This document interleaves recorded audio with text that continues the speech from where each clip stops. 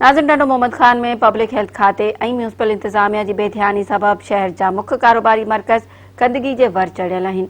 उन हवाले सां ॾिसो था हाफ़िज़ मेमन जी रिपोर्ट। नाज़रीन, टंडो मोहम्मद खान शहर में म्यूनिसिपल अमले की लापरवाही सबब सॼो शहर गंदगी जो शिकार है। शहर जा मुख्य बाज़ार, मुख्य रस्ता पानी में भरियल तव्हांखे नज़र ईंदा।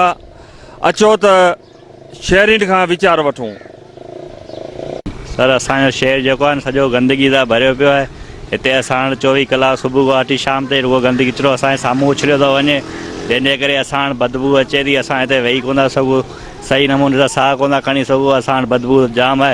हिननि खे चई बेदार थी पिया आहियूं, बाबा परियां वञी उछलियो, हिते असांजे साम्हूं उछलींदा।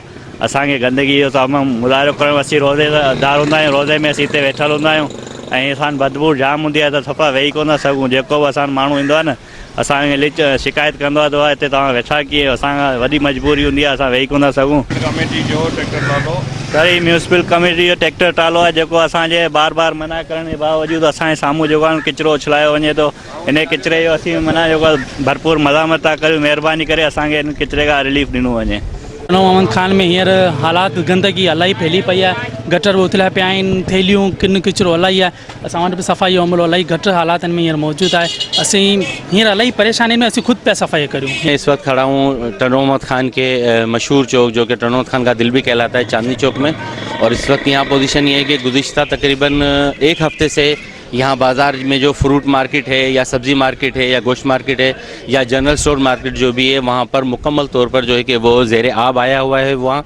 और नालियों का गंदा पानी जो है वहाँ बरसात से पहले भी जमा था, लेकिन बरसात के बाद भी उसकी निकासी का कोई खातिर खा इंतजाम वहाँ नहीं हुए हैं। इसे देहात से आए हुए लोगों को भी, और उसके अलावा मस्जिदें हैं शहर के अंदर। ये जो चांदनी चौक है, इसके चारों तरफ 4 मस्जिदें लगती हैं। कादरी मस्जिद लगती है, अनाज मंडी मस्जिद लगती है, मदीना मस्जिद लगती है, जामा मस्जिद, मोहम्मदी मस्जिद, 4 मसाजिद हैं।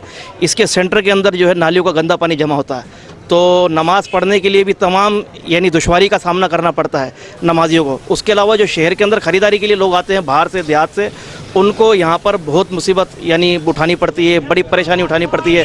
जगह जगह पर गंदगी के ढेर लगे हुए हैं। सरसल ये टंडो मोहम्मद खान की हालत है। 8 दिन में कम से कम ये 3-4 मरतबा 8 दिन में पानी यहाँ पे टूटता है। जो सालाना फंड होती है वह पता नहीं कहाँ पे जाती है। हम गए थे वहाँ पे मशीनों पे, बोला इसका जो कोई मशीन नहीं है, इंजन नहीं है, कुछ भी नहीं है। जब आएगा जब पानी निकालेंगे। नाज़रीन, तव्हां शहरी जा वीचार ॿुधा।